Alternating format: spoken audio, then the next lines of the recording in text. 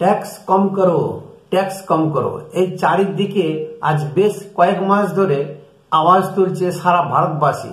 সারা ভারতের middle class family যারা belong করে, যারা নিম্ন মধ্যবর্তী বিলং করে এবং সাধারণ চাকুরিজীবী, প্রত্যেকেই এখন আওয়াজ তুলছে ট্যাক্স যাতে কম করা হয়। তার কারণ কি? তার কারণ হচ্ছে মধ্যবিত্ত নিম্ন মধ্যবিত্ত মানুষের হাতে এখন কাঁচা টাকা বা সচরাচর লিকুইড মানি নেই বললেই চলে। তার কারণ অনেক।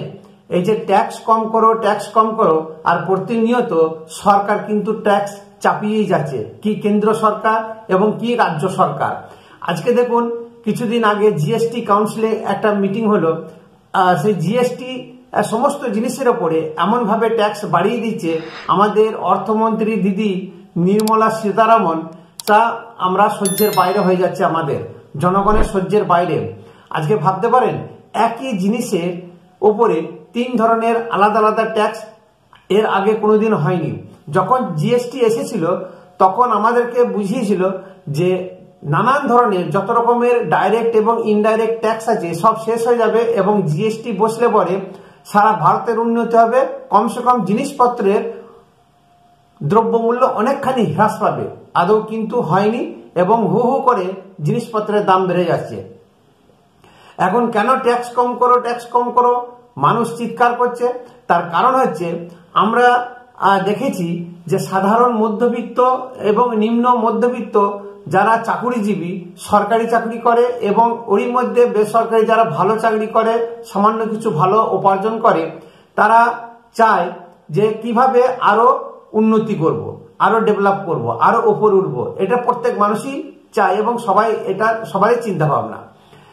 কি গরিব, কি ধনী, কি বড়লোক, প্রত্যেকেরই চিন্তা ভাবনা যে কিভাবে আমি উপরের দিকে উঠবো, ইনকাম কিভাবে আরো বাড়াবো। এখন চিন্তা করুন, আপনার ইনকাম হয়তো খরচ খরচা বাঁচিয়ে কিছু হয়তো আপনি সেভিংস করছেন, কিন্তু টাকাটা রাখবেন কোথায়?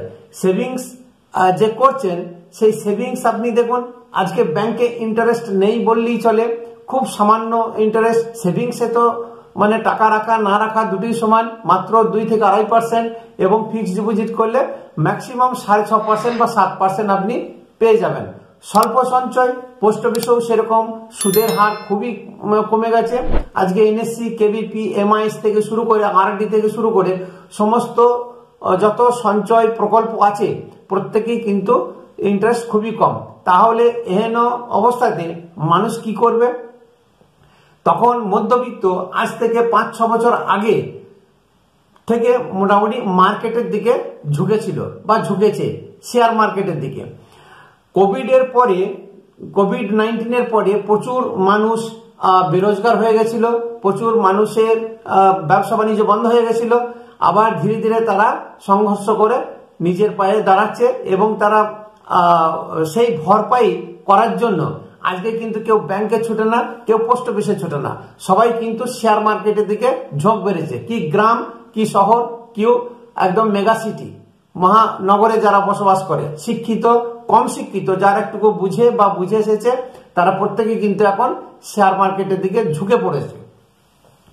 এই শেয়ার মার্কেটে প্রতিনিয়ত উত্থান, যে কোভিডের পরেও যে দমেনি, তার এটা একটা বড় বিশ্বাস ছিল মধ্যবিত্ত এবং নিম্ন মধ্যবিত্ত ফ্যামিলির মানুষদের।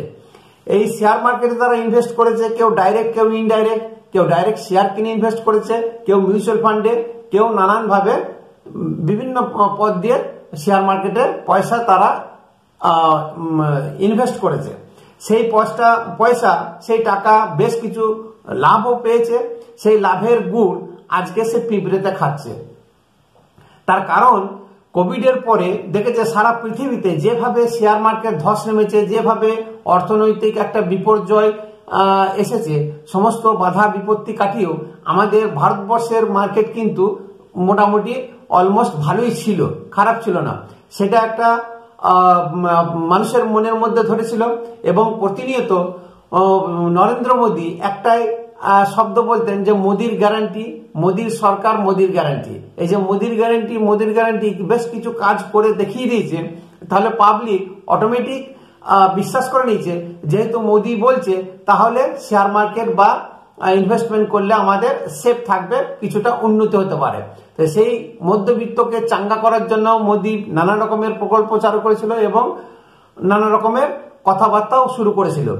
আজকে কিন্তু চিন্তা করে দেখুন এই মধ্যবিত্ত কিভাবে ধাক্কা খেয়ে এক ঝটকাতে অনেককে পথে বসিয়ে দিয়েছে। বিগত 4 মাস ধরে বোম্বে সেন্সেক্স একদম ডাউনফলস, একদম নিচের দিকে তত্তর করে নামছে এবং নয় নয় করে 20 কোটি মানুষের আজ সর্বশান্ত হয়ে গেছে। 20 কোটি মানুষ প্রায় পথে বসতে চলেছে। তাদের বহু জমা সঞ্চয় যে শেয়ার মার্কেটে নিয়োগ করেছিল তার কিন্তু বেশিরভাগই লসে রান করছে। কেউ মিউচুয়াল ফান্ডে, কেউ ডাইরেক্ট শেয়ার কিনে প্রচুর ইনভেস্টমেন্ট করেছিল। তাহলে আজকে মধ্যবিত্ত যাবেটা কোথায়?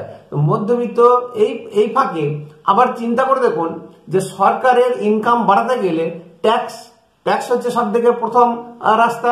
সেই ট্যাক্স যদি না বাড়াবে বা ট্যাক্স যদি না নেবে তাহলে সরকারের ইনকাম হবে না। সরকারি ইনকাম না হলে নানা রকমের ডেভেলপমেন্ট উন্নয়নমূলক কোনো কাজ হবে না, এটা আমরা প্রত্যেকেই জানি। তাহলে এই যে প্রতিনিয়ত মানে শেয়ার মার্কেট ডাউন হওয়াতে আজকে কিন্তু নানান রকমের কারণে শেয়ার মার্কেট ডাউন হচ্ছে।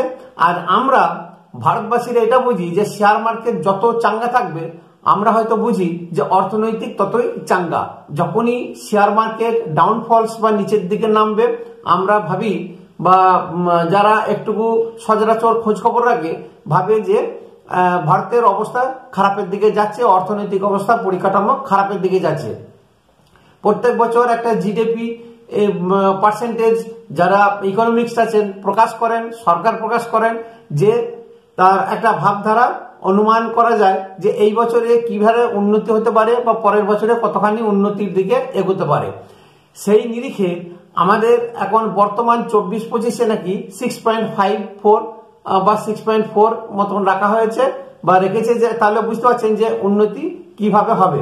এর অনেকগুলো কারণ আছে। শেয়ার মার্কেট পড়ে যাওয়া অনেক কারণ আছে। আজকে শুধু ভারতবর্ষের শেয়ার মার্কেট পড়ছে না, শেয়ার মার্কেট সারা পৃথিবী জুড়ে পড়ছে। সারা পৃথিবী আজকে দেখুন আমেরিকায় পড়ছে, রাশিয়াতে পড়ছে, বিভিন্ন জায়গাতে জাপানে পড়ছে, হংকং এ পড়ছে।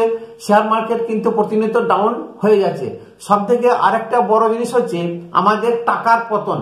যে $1 এক সময় 40 টাকা 42 টাকা ছিল, এখন সেই $1 86 টাকা সামথিং। বর্তমান আজকের দিনে 86 টাকা 30 পয়সা সামথিং কিছু একটা হবে। মোদ্দা কথা হচ্ছে $1 সমান 86 টাকা। তাহলে যে হারে টাকার দাম কমে যাচ্ছে এবং যে হারে ডলারের মূল্য আবার ঘুরে দাঁড়াচ্ছে, সেই অনুপাতে শেয়ার মার্কেটও কিন্তু অনেকখানি নিচের দিকে চলে যাচ্ছে।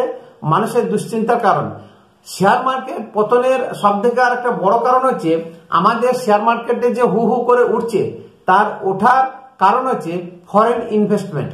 ফরেন ইনভেস্টমেন্ট শেয়ারে আমাদের ভারতবর্ষের শেয়ারে ইনভেস্ট করে, যার ফলে শেয়ার প্রচুর পরিমাণে বাড়ে, প্রত্যেকটি শেয়ার দর বাড়ে। আজকে আমেরিকার যে প্রশাসক এসেছে ডোনাল্ড ট্রাম্প, এবং ওনার যা নীতি, ওনার যা পরিকল্পনা, সেই অনুযায়ী আজকে কিন্তু আমেরিকা বলুন বা বাইরের যে কোনো ইনভেস্টর ভারতের মার্কেটে ইনভেস্ট করেছে তারা কিন্তু প্রতিনিয়ত টাকাগুলোকে তুলে নিচ্ছে।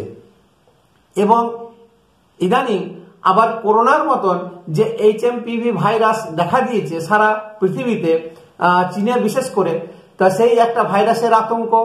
তারপরে নানা দিকে যুদ্ধ, যেমন ধরুন ইউক্রেন রাশিয়া যুদ্ধ চলছে, আজকে গাজা ইসরায়েলের যুদ্ধ চলছে। নানান দেশে কিছু না কিছু একটা লেগেই রয়েছে, অশান্তি কন্টিনিউ চলছে।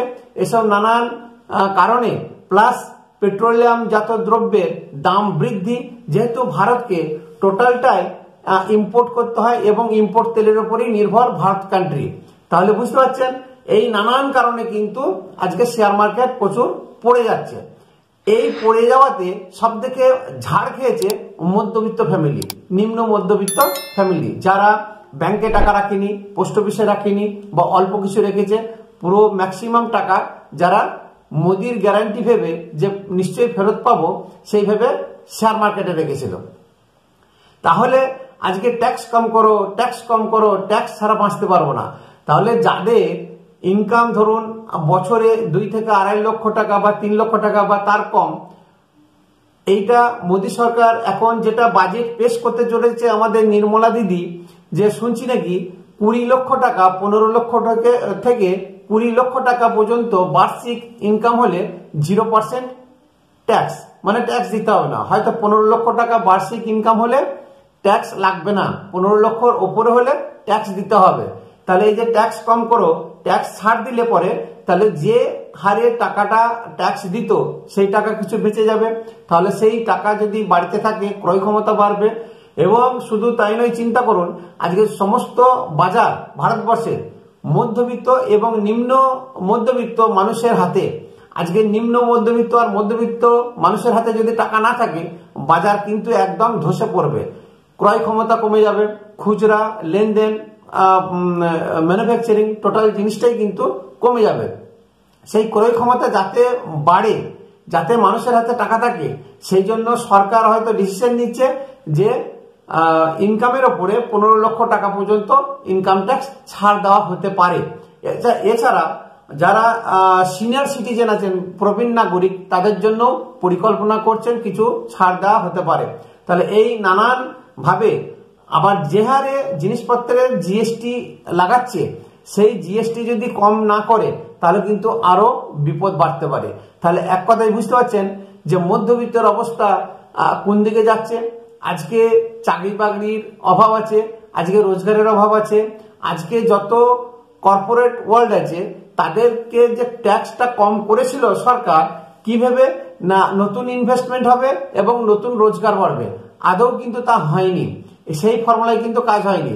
ট্যাক্স কম করে তারা বেশি করে খাটিয়ে রোজগার সেই কোম্পানি, সেই কর্পোরেট কোম্পানি করেছে, কিন্তু এমপ্লয়ি সেরকম কিছু পায়নি বা পাচ্ছে না। অতএব সরকারের যে প্ল্যান, যে ভেবে এই ট্যাক্স প্রথা চালু করেছিল যে কর্পোরেট অফিস যত আছে, কোম্পানি আছে, তাদেরকে ট্যাক্স কম করিয়ে, তা কিন্তু আখেরে লাভ হয়নি। তাহলে এখন আমাদের সমস্যাটা কি, আমাদের অবস্থাটা কি? না, আমাদের অবস্থা হচ্ছে গয়ঙ্গচ্ছ ভাব। আমরা শাঁখের করাতের মতো পড়ে আছি, আমরা আগে গেলেও কাটছি, আমরা পিছিয়ে গেলেও কাটছি। তো এটা সরকার কিন্তু মধ্যবিত্ত নিয়ে মোটেও চিন্তা ভাবনা করছে না। সরকার এখন উচ্চবিত্ত নিয়ে বেশি মাথা ব্যথা, আর একদম নিম্ন শ্রেণী গরিব তাদেরকে নিয়ে মাথা ব্যথা।